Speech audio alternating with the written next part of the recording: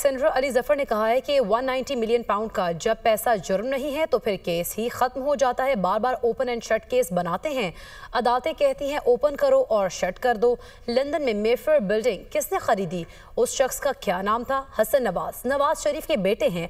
Open and shut case तो ये बनता है। पूछा जाए इतनी महंगी प्रॉपर्टी खरीदने के लिए पैसे कहाँ से आए?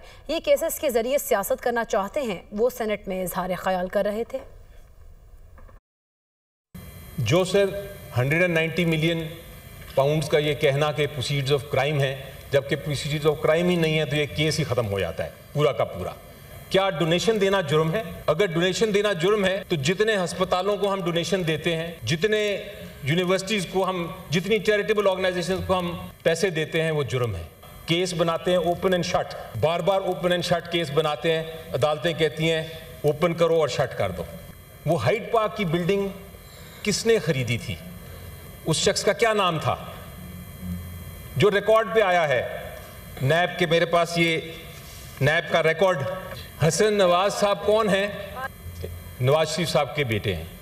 तो ओपन एंड शट केस तो ये बनता है कि पहले ये पूछा जाए कि इतनी महंगी प्रॉपर्टी खरीदने के लिए पैसे कहां से आए।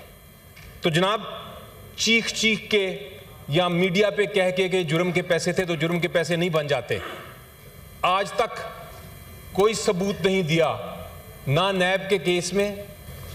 रूल ऑफ लॉ जिसकी हम बात करते हैं वो खंडरात बन चुके हैं।